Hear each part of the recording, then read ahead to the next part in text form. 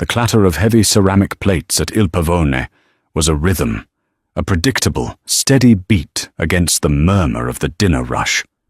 For Chloe Jensen, it was the perfect camouflage. For 3 years, she'd served $30 pasta to tourists and wise guys, her smile a perfect empty mask. But tonight, the rhythm broke. When 3 men in ill-fitting suits walked past the hostess stand, she didn't see customers. She saw angles, threats, and the heavy bulges under their jackets. They were here for Arthur Costello, the man in booth 4, the man she was there to destroy. But when the chaos erupted, they and Arthur learned that Chloe had a resume they never saw coming. The scent of garlic, old wine, and expensive perfume clung to the velvet curtains at Il Pavone. It was an institution on Mulberry Street, a place where deals were signed over veal saltimbocca, and secrets were buried under plates of tiramisu. For Chloe Jensen, it was purgatory. She balanced 3 plates on her left arm, the muscles in her forearm burning with a familiar ache. "Here we are, folks, the rigatoni for you, and the branzino.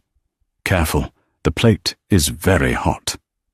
"Thank you, dear," the woman said, not looking up from her phone. Chloe forced the smile.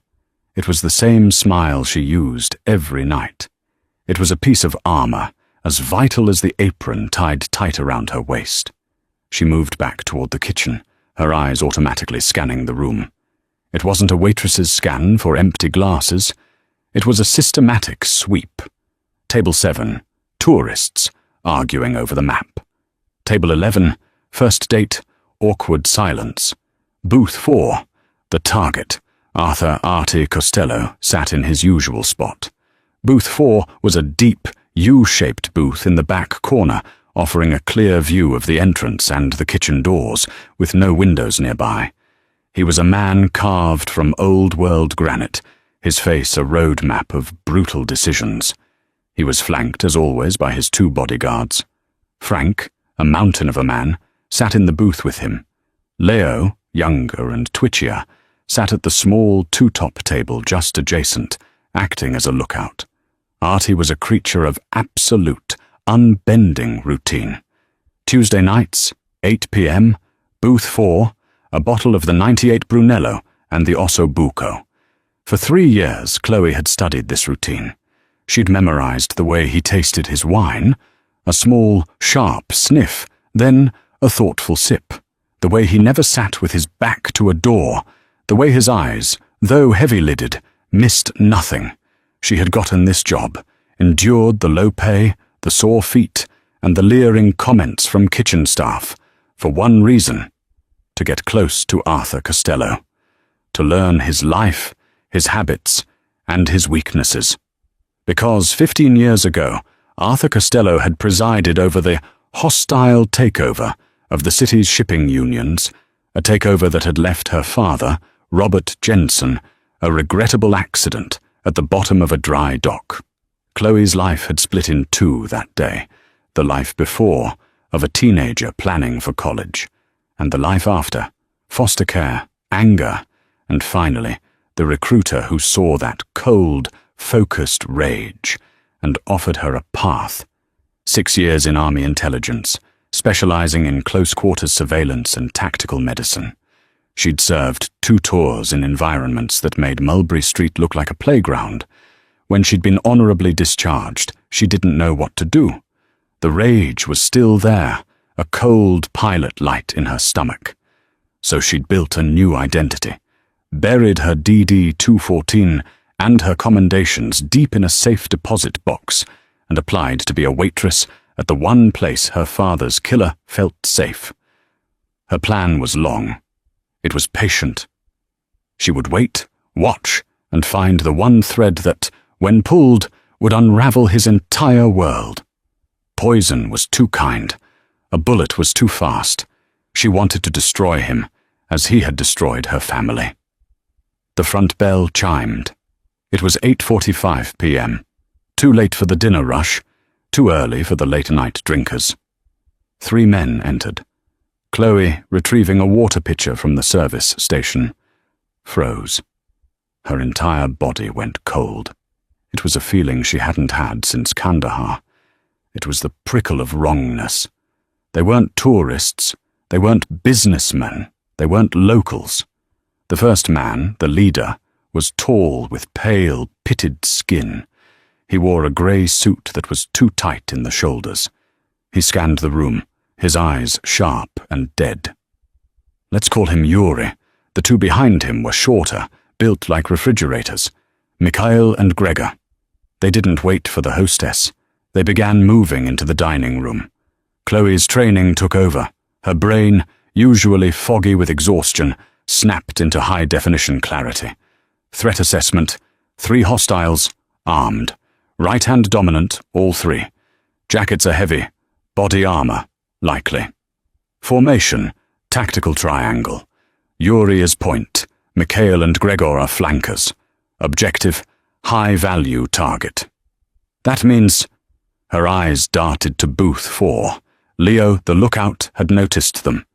He was starting to stand up, his hand moving to the small of his back.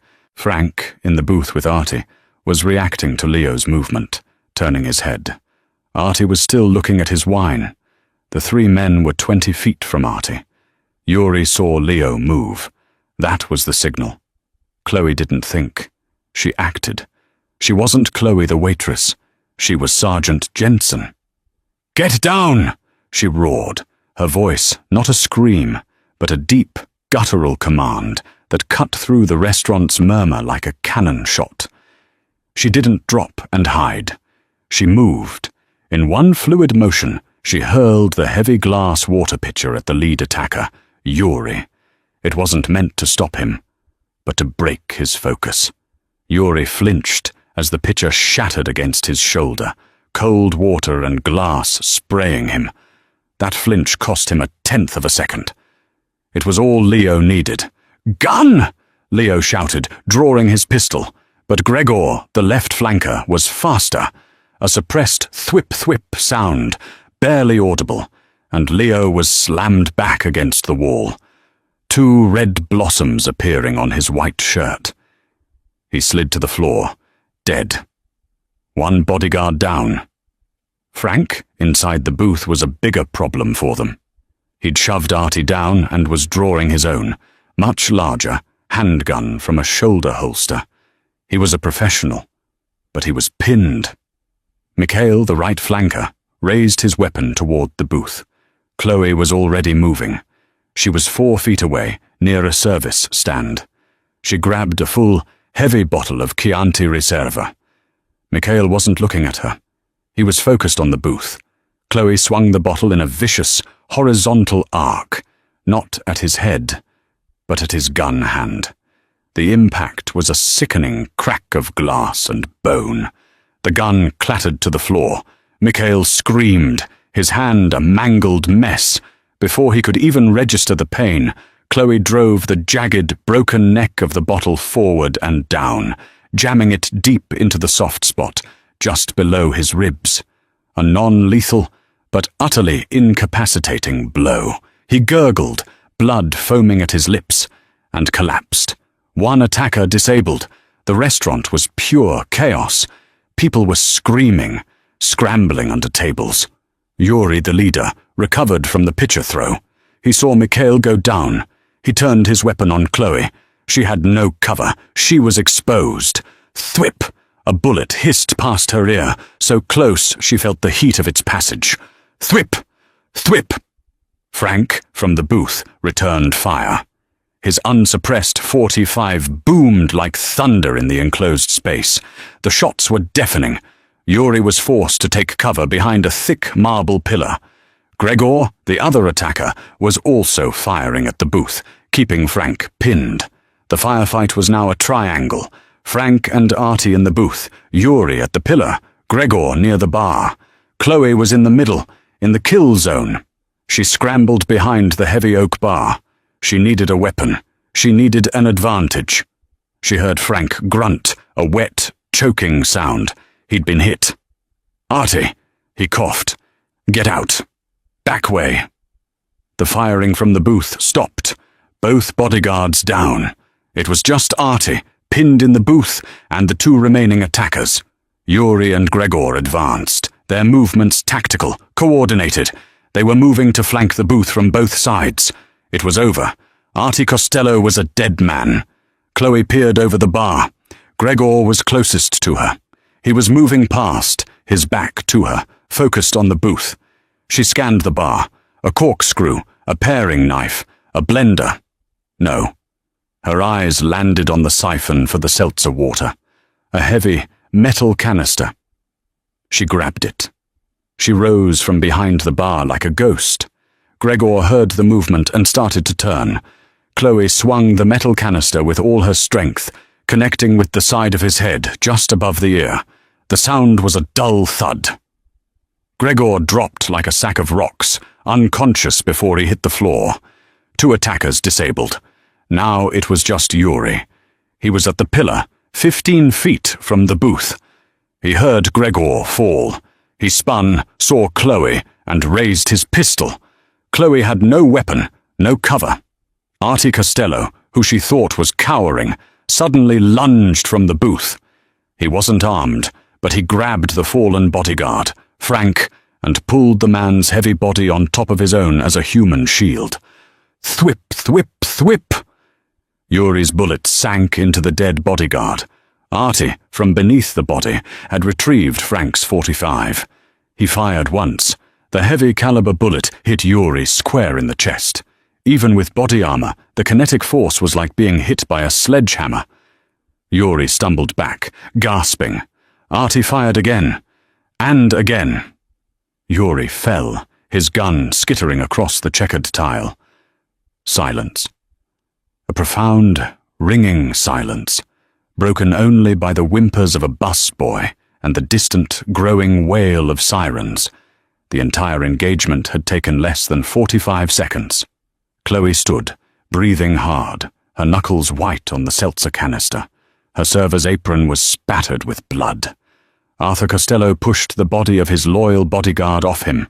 He was breathing heavily, a millionaire in a bespoke suit, covered in his employee's blood. He looked at the carnage. 3 attackers down, 2 bodyguards dead. Then he looked at Chloe.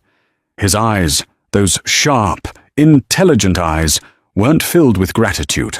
They were filled with sheer, cold shock and 100 questions. "Who?" he rasped. "In the hell are you?" Before she could answer, Artie clutched his side. He looked down. A dark stain was spreading across his expensive shirt, just under his ribs. Yuri's first shots, when Frank was returning fire, must have gotten through. Artie Costello looked at the blood on his hand, then at Chloe, his face pale. "He got me," he whispered, and collapsed to the floor. The adrenaline that had turned Chloe into a tactical machine evaporated, replaced by a different, colder focus. The sirens were closer now, maybe 3 minutes out. The restaurant was a wreck of overturned tables, shattered glass, and bleeding men. Chloe's eyes went to Artie. He was on his side, his breathing shallow and ragged. The wound was in a bad place. Lower right quadrant of his chest. Sucking chest wound. Lung involved. He's drowning in his own blood. The part of her that was Sergeant Jensen, the combat medic, took over. The part of her that wanted this man dead, the part that had plotted for 3 years, went silent. You don't let a man die on your watch, not even him. It was a reflex, burned into her deeper than hatred. "Call 911, she barked at the busboy, who was still hiding by the kitchen doors. "Tell them shots fired, multiple victims, multiple GSWs. Need a bus, now." She ran to Artie, skidding on the bloody tiles. "Artie, stay with me. Look at me." She put 2 fingers on his neck. His pulse was thready, fast, tachycardic, going into shock. She ripped his shirt open. The wound was small, a neat, dark hole, and it was making a faint, awful hissing sound every time he tried to inhale. "Damn it!" She looked around. The busboy was on the phone, hysterical. "You!" she shouted at the hostess, who was pale and shaking behind her podium. "Kitchen. Now. Get me plastic wrap, the big roll, and duct tape, and all the clean bar towels you can find. Go! Run!"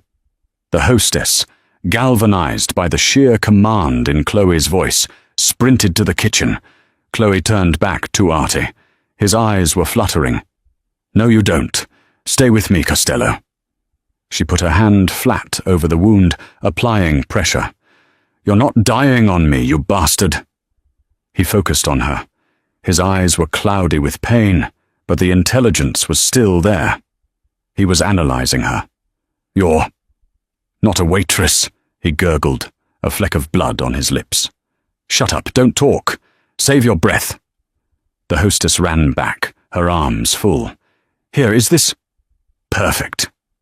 Chloe snatched the roll of plastic wrap. She ripped off a large square. She pressed it flat over the wound as Artie exhaled, creating a makeshift occlusive dressing. The hissing stopped. "Tape!" She grabbed the duct tape and taped the plastic square down on 3 sides, leaving the bottom edge open. A flutter valve. It would let air out, but not in. It would, maybe, stop his lung from collapsing completely. "Towels. Give them to me." She checked him for other wounds, one in the fleshy part of his left arm. That was secondary. The chest wound was the killer. She packed the arm wound tightly with towels and applied pressure. She checked the attackers. Mikhail, bottle wound, bleeding, unconscious, but breathing. Gregor, seltzer bottle, unconscious, likely severe concussion, but breathing. Yuri, shot by Artie, dead, eyes open, staring at the ornate ceiling. She checked Artie's bodyguards. Leo, shot first, dead. Frank, shot in the booth. GSRW to the throat. He was gone, too. The sirens were deafening now, stopping right outside.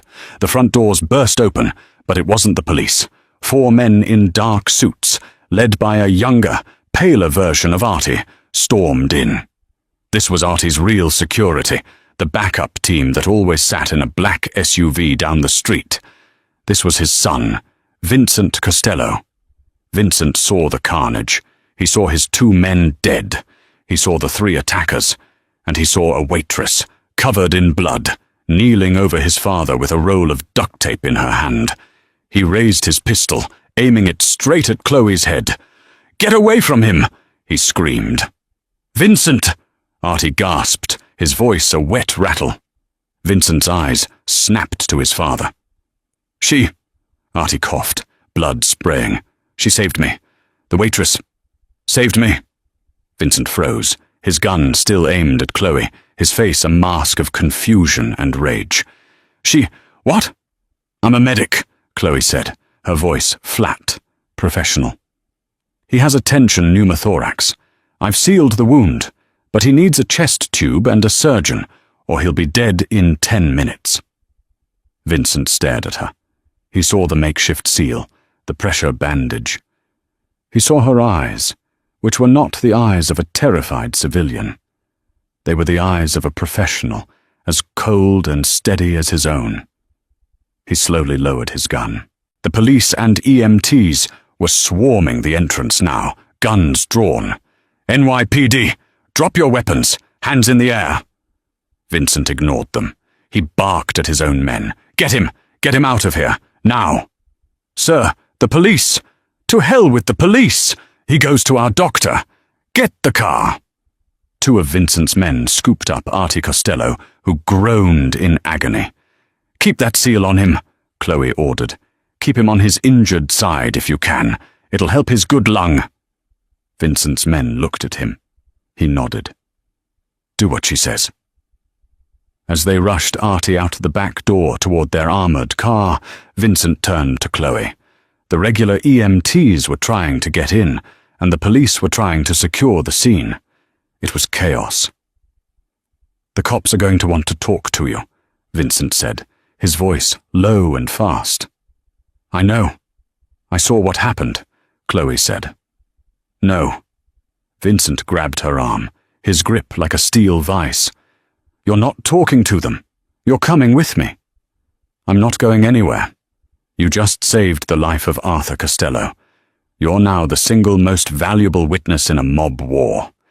The men who sent these three will come for you, and we want to know who you are. You don't have a choice." He didn't wait for an answer.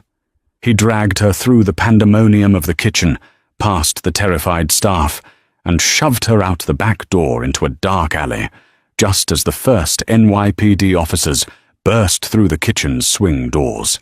He threw her into the back of a black Cadillac Escalade. "Drive, Anthony!" he shouted. The doors locked, the tires screeched, and Il Pavone disappeared behind them. Chloe Jensen, Waitress, had just been officially kidnapped by the Costello crime family. The Escalade moved with the silent, predatory grace of a shark. Chloe was pressed against the door, her hands visible, her breathing controlled. Vincent Costello sat opposite her, not beside her. He was studying her, his dark eyes cataloguing every detail, the blood on her apron, the steady hands, the way she wasn't crying or hysterical. "You're not a waitress," he said. It wasn't a question. "I am," Chloe replied, her voice rough. "You get a lot of weirdos on Mulberry. You learn to handle things." Vincent let out a short, cold laugh. "Handle things. You just executed a textbook non-lethal takedown on 2 trained men and field-dressed a sucking chest wound. That's not handling things. That's tradecraft." Chloe's mind was racing. Her plan, her entire life for the past 3 years. It was gone. It had detonated in 45 seconds. The long, slow burn of revenge she had planned, bankrupting him, exposing him, ruining his name, was gone. She had saved him. The irony was so bitter it tasted like acid. She needed a new cover, a partial truth. "I was Army," she said, looking out the window as the city lights blurred into the highway. "Medic, 82nd Airborne, did a tour." "A tour where?" "Afghanistan. Kandahar." Vincent nodded slowly. That made a terrible kind of sense. "And you go from that to serving Ossobuco." "Honorable discharge," Chloe said. "The real world isn't easy. Il Pavone paid cash under the table. I needed a job. I kept my head down. Until tonight. Tonight, they brought the war to my job. I just reacted." The SUV ate up the miles, leaving the city far behind. They drove for nearly an hour, turning off the main highway onto a series of dark, winding country roads. Finally, they slowed, approaching a massive 10-foot stone wall topped with razor wire. A heavy iron gate slid open, revealing a compound that looked more like a military base than a home. Floodlights illuminated a sprawling, dark stone mansion, several smaller guest houses, and what looked like a concrete bunker built into the side of a hill. Guards with body armor and short-barreled rifles waved them through. This was the real Costello power, not the restaurant, not the city penthouse. This fortress, the Escalade, didn't go to the front door. It drove around back to the concrete bunker, pulling into a sterile underground garage that smelled of antiseptic. As the doors opened, a man in blue scrubs was waiting. He was older, with the exhausted, cynical face. This was Dr. Paulson, the Costello family's private surgeon. "This way! Get him in here!" he snapped, as Vincent's men rushed Artie in on a gurney. "GSW to the right chest. Looks like a 9mm count," Vincent said. "All business. He's tachycardic. Lost a lot of blood." Dr. Paulson looked at the bloody plastic wrap taped to Artie's chest. "What is this?" He leaned in, his eyes widening slightly.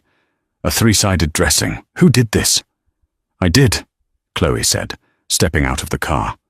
Paulson looked her up and down, the apron, the blood, the seltzer canister still, absurdly, in her hand. "You? Well, congratulations, Waitress. You just saved his life. Another 10 minutes, and his lung would have collapsed and shifted his heart. He'd have been dead." Get him to Ore 1. As the team rushed Artie through a set of steel doors, Vincent blocked Chloe's path. His men, Russo and Bobby, moved to flank her. She was a prisoner. "Now," Vincent said, his voice low, "we talk.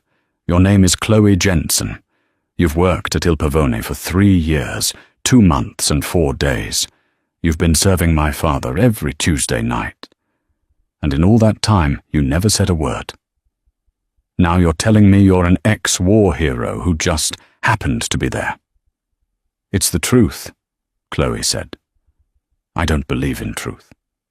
I believe in interests," Vincent said. He led her into a small, windowless office. It was bare, save for a steel table and 3 chairs. "Who sent you? Who were you working for?" "Nobody. I'm telling you Don't lie to me." Vincent slammed his hand on the table. The sound cracked in the small room. "Those men who came in tonight, they weren't locals. They were pros. They came for my father. And somehow, you, a waitress, were more professional than them. And you saved him. I can't square that circle, Chloe. So, I ask again, who are you?" Before Chloe could answer, the door opened. An older, impeccably dressed man entered. He was thin, with a shock of white hair and eyes as sharp and grey as a scalpel. This was Salvatore Sal Bianchi, Artie's consigliere, the man who had been at Artie's side for 40 years.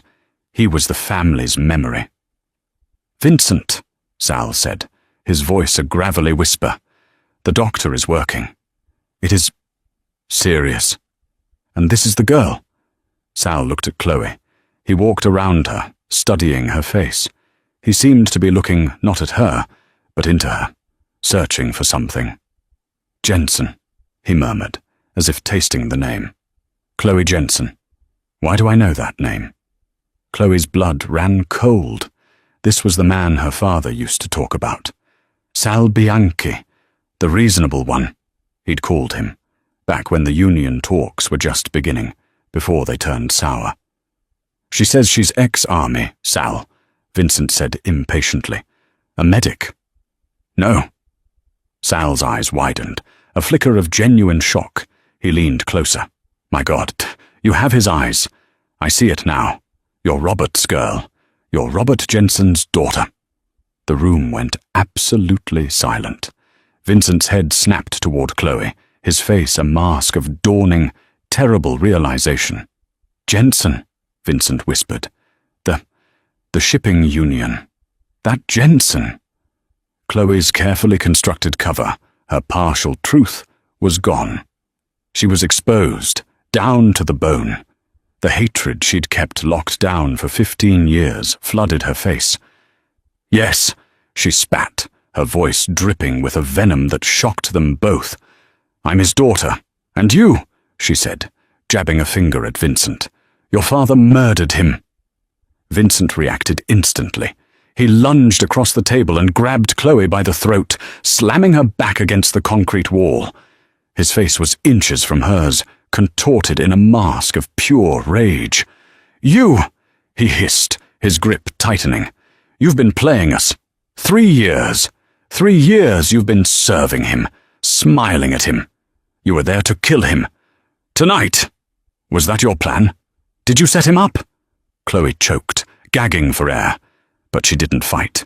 She just glared at him, her eyes burning with a cold fire. "If I wanted him dead," she gasped. "He'd be dead. I wouldn't have saved him." "Vincent!" Sal's voice was sharp. "Let her go. Now. She is of no use to us dead. And she's right. If she was part of the hit, she would have let him bleed out on the floor." Vincent's eyes darted between Sal and Chloe. He was vibrating with fury, but Sal's logic was undeniable. He released his grip, shoving her back. Chloe slumped against the wall, rubbing her throat, taking in deep, ragged breaths. "So what was it?" Vincent snarled, pacing the small room. "A long con. You get close to him and then what? Poison? A knife in the parking lot. I was there to watch him, Chloe said, her voice hoarse. I was there to learn everything about him. His routines, his businesses, his partners. I was going to find a way to take everything from him. His money, his power, his name. I was going to leave him with nothing, just like he left my mother, just like he left me. You were going to destroy my father, Vincent said, the statement flat, chilling. I was going to get justice, she retorted. Sal sat down at the table, steepling his fingers. He looked old and very, very tired. Justice. Robert Jensen. It was a long time ago. Your father was a good man, Chloe, a strong man, but stubborn. He was honest, Chloe said. In our world, that is a liability, Sal said quietly. Arthur, he was consolidating the port. The unions were the key.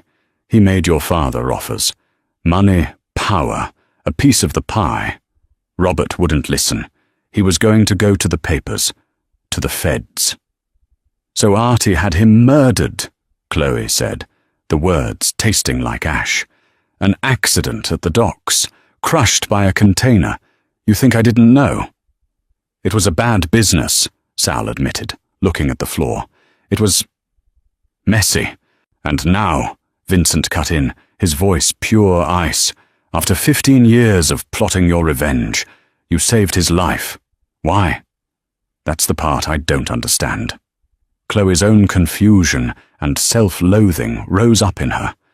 Why had she? She had dreamed of his death. But when she saw that wound, the hissing, the panic in his eyes, I'm a medic, she said, more to herself than to them. He was a dying man. I'm trained to save lives. It's not a choice. It's not logical. It's a reflex. I saw the wound and I acted. Believe me, no one is more pissed off about it than I am. The brutal honesty of that statement threw Vincent off.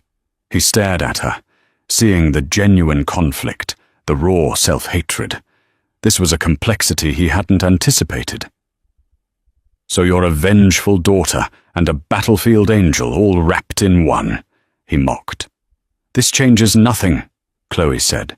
As soon as he's stable, I'm gone, and my plan continues. No, Vincent said, a cold smile touching his lips. You're not. You see, Chloe, your little drama is over. A bigger one just started. The men at the restaurant, Sal said, his voice grave. They were not from here, were they?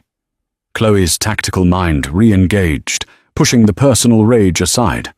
No, Eastern European. Russian, maybe. They moved like a military fire team, coordinated, suppressed weapons, body armor. They weren't mobsters. They were soldiers. Exactly, Vincent said. For the last 6 months, a new player has been trying to move in on the ports. On my ports, your father's old territory. We've had friction. But this was an assassination attempt. This was a declaration of war. The door opened. Dr. Paulson stood there, his mask down. He looked grim. How is he? Vincent demanded. He's alive, Paulson said. Thanks to her. The bullet nicked the pulmonary artery but missed the heart. I've repaired it. But the blood loss, the trauma, he's in a medically induced coma. He's stable, but I don't know when he'll wake up. It could be days. It could be weeks. Vincent and Sal exchanged a look. The king was off the board. Vincent turned back to Chloe. He was no longer the raging son. He was the de facto boss of the Costello family, and he was at war. You're not going anywhere, Chloe, Vincent said, his voice quiet. You're the only person on this planet who is an expert in 2 things I suddenly, desperately need. My father's new enemies, and my father's organization. I'm not your soldier, Chloe said, backing away. This isn't my fight. You made it your fight when you saved his life, Vincent countered, moving toward her. You kept him on the board. You preserved the thing they came to destroy. That makes you their enemy. Do you think they don't know who you are? They saw you. They saw you take out 2 of their men. They will find Chloe Jensen, the waitress. They will find you, and they will kill you. Your only safe place in the world is right here, with me. Chloe knew he was right. Her old anonymous life was gone. She was a loose end, a target. And what? She scoffed. You're just going to protect me? After I told you I want to destroy your family? I don't care about your feelings, Vincent said. I care about utility. And you are suddenly very useful. Those men, you said they were like soldiers. My men, they're not. They're good at breaking legs and collecting debts. They're not ready for this. You are. You're asking me to help you, Chloe said, the irony staggering. To help you hold on to the empire my father died trying to stop. I'm asking you to help yourself, Vincent said. They're coming for us both. You fight with me. You get to live. And you get your revenge. Chloe froze. What? These men. They want the ports. They want what my father controls. They are the new monsters. You help me stop them. You help me protect this family. And when it's over, when my father wakes up, you get what you came for. I want him in jail. No, Sal said, intervening. That we cannot do. But what if you were to get justice? What if you were to take from him what he took from you? Vincent's eyes lit up, seeing the new angle. The ports, your father's old unions. You help me win this war. You help me stabilize this family. And I will give you the docks. You can run them. You can make them as clean and honest as your sainted father wanted. It will be yours. The one thing he died for. This was the ultimate deal with the devil. They were offering her the one thing she'd lost, the very thing that had cost her father his life. To get it, she had to protect the man who gave the order. I can't, she whispered. You can, Sal said, his voice gentle. You saved his life, child. Your ethics, your soul, it's already compromised. You can't be a ghost anymore. You have to choose a side. So choose the one that gives you a future. Chloe looked at the 2 men, the cold, pragmatic heir and the wise, manipulative counselor. She was trapped, but she also saw a path, a twisted, dark path. But a path. I don't want the docks, she said, her voice finding its strength. I want them. The men who did this. I want the man who sent them. You find him. I'll help you stop him. And in exchange, I want my real price. Name it, Vincent said. When Artie wakes up, I want him to tell me the truth. No lawyers, no business. I want him to look me in the eye and tell me why. I want a confession. And then I want the name of the man who did it. The one who actually swung the hook. Vincent and Sal looked at each other. This was possible. And one other thing, Chloe said. I'm not your prisoner. I'm your partner. I get a gun, I get access, and I get a room. Not a cell, or I'll take my chances with the Russians. Vincent stared at her for a long, hard moment. He was calculating the odds. Finally, he nodded. All right, partner. He opened a desk drawer, took out a compact 9mm Glock, and slid it across the table. Welcome to the family, for now. He turned to one of his men. Russo, take Miss Jensen to the East Wing. Get her cleaned up. She's working with Sal. Find out who those men were. Find out where they sleep. And then find out where their boss is. Russo nodded, his eyes wide with a new, grudging respect for the waitress. Chloe picked up the gun. The weight was familiar, comforting. She had just gone from waitress to prisoner to strategic advisor. She was inside the castle, allied with her mortal enemy. Her father's ghost screamed in protest, but Sergeant Jensen's instincts told her she had just made the only move on the board. The next week was a blur. Chloe's world shrank to the Costello compound. She lived in a large, comfortable guest room, but the doors were always guarded. She was a guest, but she was also their most valuable asset and their most dangerous prisoner. Artie Costello remained in his coma, a ghost in the machine, his life hanging by the wires in the medical wing. Vincent was now, in effect, the boss, and he was a boss under siege. The attack at Il Pavone was just the opening salvo. 2 days later, a shipping container full of Costello-controlled electronics vanished from the port. The next day, one of Artie's top earners, a lone shark named Petey Palms, was found executed in his car, a method so brutal it was clearly a message. Vincent was losing control. His capos were spooked. They were demanding action. "We hit 'em back!" One of them, a hothead named Gino, shouted during a meeting in the war room. "We find every Russian bastard in this city and we put 'em in the ground." "And where do we look, Gino?" Vincent shot back, his nerves frayed. "You have any idea who they are? What they're called? Where they are? We're fighting shadows." "They're not shadows." Chloe's voice cut through the cigar smoke. All eyes turned to her.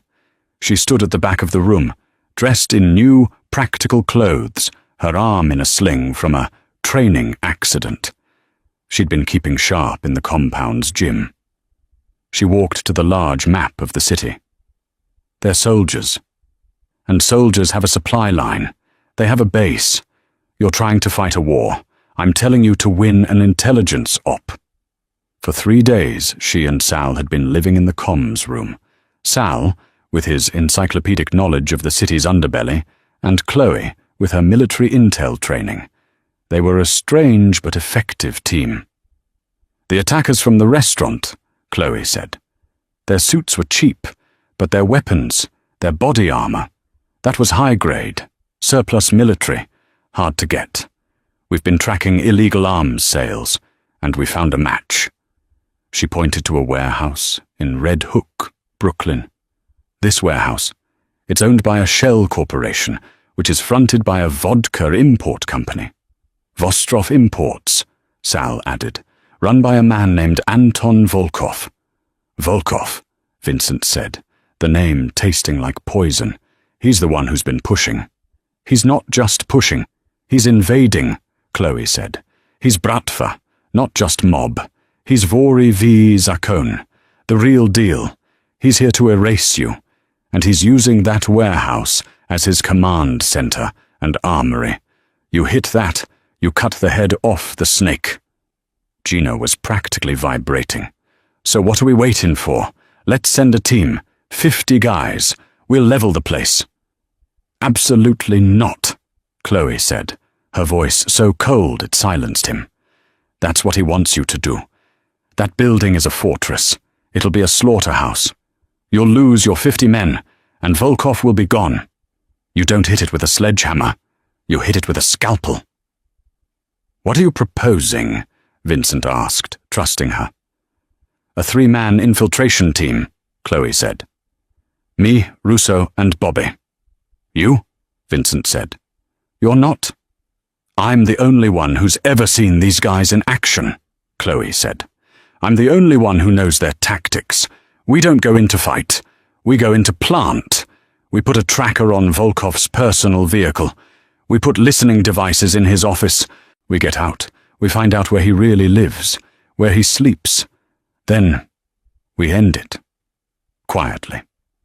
It was a standoff. The old-world mobsters, like Gino, looked at her with contempt. But Vincent, the new-world pragmatist, saw the logic. "Do it," Vincent said. "My way has been failing. We try yours." That night, under a moonless sky, a black van slid to a stop a block from the Vostrov Imports warehouse. The street was silent. "Comms check," Chloe whispered into her throat mic. "Check," Russo replied. Check, Bobby added, his voice tight. They were Vincent's best, his most trusted, and they were terrified. This was not their world. Chloe moved first. She scaled a chain-link fence like a shadow, not making a sound. She disabled the alarm system at the junction box with a practiced, steady hand. She found the one blind spot in the camera coverage, a detail she'd spent 12 hours finding on satellite maps. She picked the lock on a side maintenance door. We're in, she whispered. 2-minute intervals. Bobby, you're on overwatch. Russo, you're with me. We plant the bugs, then the tracker. We are ghosts. The warehouse was dark, but not empty. Men patrolled, speaking low, guttural Russian. Chloe and Russo moved along the catwalks above, silent as spiders. They found Volkov's office. Chloe signaled. 2 guards, door and window. Russo looked at her, then at his gun. Chloe shook her head. She dropped a small metal ball bearing onto the metal gantry 20 yards away. Clink, clink, clatter. Both guards tensed. Stoeto, one whispered. They moved as one to investigate the sound. In that instant, Chloe and Russo slipped into the office, planted 3 bugs under the desk and behind a painting, and were out again in under 30 seconds. The guards returned, finding nothing. Phase 1 complete, Chloe whispered. To the garage. Volkov's car. They moved to the internal garage. A black, armored Mercedes G-Wagon was parked there. He's here, Russo breathed. Good, Chloe said. She was crawling under the chassis, her arm aching, when she heard the shout. Bobby, on overwatch, had been spotted. An alarm blared. Floodlights snapped on. Coyote! Trevoga! Bobby, get out! Get to the van! Chloe yelled. A firefight erupted. Bobby was returning fire, but he was pinned down. Russo, lay down suppression fire on that door. Cover him! Russo opened up with his submachine gun, the noise deafening. The tracker! Russo yelled at Chloe. Damn it! The car was 30 feet away. Volkov himself burst from a side office, flanked by 4 men heading for the car. He's running! Russo shouted. Chloe made a choice. She broke cover. Cover me! She screamed. She sprinted through the open kill zone, bullets snapping at her heels. Volkov was climbing into the driver's seat. She leaped, sliding across the concrete floor, and slammed the magnetic tracker onto the rear axle just as the engine roared to life. A searing pain exploded in her left shoulder. She was hit. The Mercedes peeled out, smashing through the garage door. Chloe, you're hit! Russo grabbed her, pulling her behind a stack of crates. It's fine. Just a graze. It wasn't. Blood was pouring down her arm. Bobby, exit, now. We're right behind you. Russo practically carried her, laying down fire with his other hand. They burst out the side door, piled into the van, and screeched away just as the warehouse lights went dark. Volkov's men were already erasing their presence. In the back of the van, Chloe was pale, gritting her teeth against the pain. Did you get it? Bobby asked, his face white. Chloe's hand went to her earpiece, where a small receiver was blinking. A steady beep, beep, beep. She smiled, blood on her teeth. Got him. When they got back to the compound, Dr. Paulson was waiting. You're trying to kill yourself, aren't you? He growled, cutting away her bloody shirt. The bullet had gone clean through the fleshy part of her shoulder. It was the same one she'd been grazed in before. It's just a scratch, Chloe gritted out. It's 2 inches from your brachial artery, Paulson snapped. You're lucky. Now hold still. Vincent and Sal burst into the medical wing. What happened? Bobby got seen. Plan went to hell, Russo said, his hands still shaking. But she did it. I've never seen anything like it. She ran right at him. She got the tracker on him. Vincent looked at the blinking light on the laptop Sal was carrying. A single red dot moving steadily through Manhattan. He's not going to the airport, Vincent said. No, Chloe said, as Paulson stitched her wound. He's going to ground. He's going to his bolt hole. He'll disappear for 6 months, then come back and start this all over again. We have to end it. Tonight. The red dot stopped. A high-rise in Midtown, a private financial building.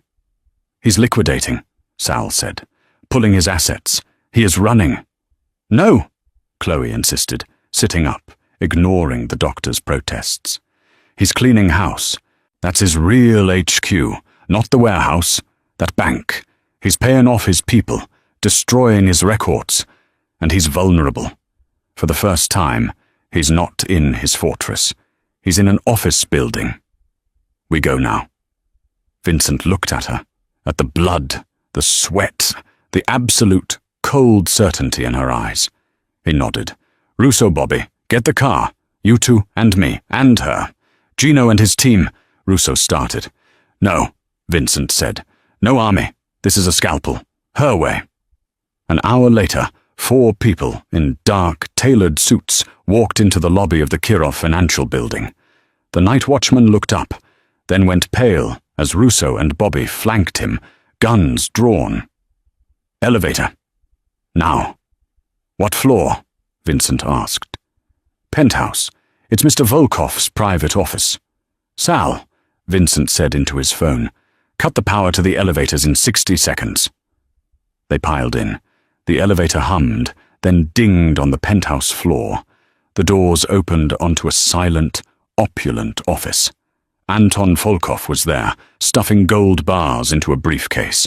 3 of his men were with him. They all froze. Anton, Vincent said, a deathly calm in his voice. You've been a terrible guest. Volkov smiled, a gold-toothed feral grin. Costello, you look just like your father. Weak. His men reached for their guns, but Russo and Bobby were faster. Thwip, thwip. 2 of Volkov's men dropped. The 3rd tackled Russo. Vincent and Volkov lunged at each other, a brutal, desperate fight. Volkov was stronger, smashing Vincent's head against a marble desk. Chloe, her arm in a makeshift sling, moved. She couldn't shoot, but she could think. She kicked the legs out from under the man fighting Russo. Russo, free, shot him. Volkov saw it. He kicked Vincent away and drew his own pistol, turning it on Chloe. The bitch from the warehouse, he snarled. I should have killed you myself. He fired. Chloe dove, the pain in her shoulder exploding, but the bullet missed. Vincent, recovering, tackled Volkov. The gun skittered away. The 2 bosses rolled on the floor, snarling, biting, killing. Vincent was losing. Volkov was on top, his thumbs pressing into Vincent's windpipe. Chloe scrambled, grabbing Volkov's discarded pistol. She pressed it to the back of Anton Volkov's head. Get off him, she ordered. Volkov froze. He slowly, carefully got to his feet. Vincent rose, coughing, his face purple. He walked to Volkov. This, Vincent gasped, is for Frank, and for Leo. He took the gun from Chloe's hand and shot Anton Volkov 3 times in the chest. The war was over. They drove back to the compound in silence. The sun was just beginning to stain the sky, a sick grey pink. As they pulled up to the bunker, Dr. Paulson was standing outside. He wasn't in scrubs. He's awake, the doctor said, his voice flat. He woke up an hour ago. He's lucid, and he's asking for her. Chloe's heart hammered against her ribs. This was it. The real reckoning. She walked into the sterile white room. Artie Costello looked small in the bed, pale and hooked up to a dozen machines. But his eyes were the same, sharp, cold, and intelligent. Vincent and Sal stood at the foot of the bed. Chloe! Jensen! Artie rasped. His voice was a paper-thin whisper. Hello, Artie, she said. They told me, he breathed. What you did. Il Pavone. You saved me. Yes. And Volkov. Vincent. He told me. You saved us. All of us. My entire organization. Yes. Why? He whispered. I had a deal with your son, Chloe said, her voice steady. I help him, and when you wake up, you give me the truth. Artie looked at Vincent, who nodded. The truth, Chloe pressed. About my father, Robert Jensen. No business, no messy. The truth. Artie Costello held her gaze. For a full minute, the only sound was the beep of the heart monitor. He was an honest man, Artie finally whispered. That's why he had to die. I offered him everything. Money. Partnership. He said no. He called me a cancer. He said he'd go to the feds, the Times. He was going to burn down 30 years of my life. For principle. So you had him killed, Chloe said. I gave the order, Artie said, his voice finding a sliver of its old strength. Yes, I'd do it again. But the man I sent. He was a brute. He was supposed to make it clean, an accident, but he got angry. He made it an example. I am not sorry for the order, Chloe, but I am sorry for the way it was done, for what it did to you. There it was, the confession she had waited 15 years to hear. The rage she had nurtured for half her life. It didn't vanish. It just felt heavy and old. Who? Chloe asked, her voice shaking. Who was the man? Benny the Hook Gallo, Sal said, his voice quiet. He's been dead 10 years, drank himself into the grave. The final thread. Gone. Chloe stood there, the entire purpose of her life fulfilled and empty, all at once. So what now? She asked, looking at the man in the bed. I'm a loose end. You kill me? Artie Costello looked at his son. He looked at Sal. Then he looked at Chloe, at the new stitches in her shoulder, at the gun on her hip, at the cold, capable strength in her eyes. He gave a small, dry chuckle. Kill you, he rasped. Child, you're the most valuable person in this room.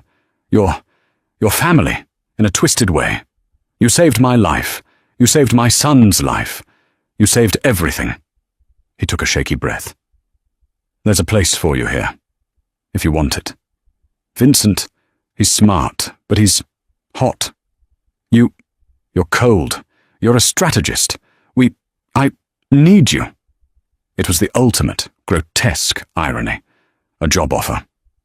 Chloe looked at the man who murdered her father, and she looked at Vincent, a man she respected and hated in equal measure. She was a soldier with no war, a medic with no one to save, an avenger with no one left to punish, or maybe she just had a new, bigger army. Chloe thought of the 15 years she'd spent in the dark. She finally smiled, a real smile. It felt strange. I'll need a new apron, she said, and a much better salary. And so, the waitress, the soldier, and the avenger became something new, a queen. Chloe Jensen's quest for revenge ended not with a bang, but with a bargain. She didn't destroy the Costello family. She inherited it. The line between justice and vengeance, between hero and villain, blurred until it disappeared completely. She came to burn down the castle, but found herself sitting on the throne.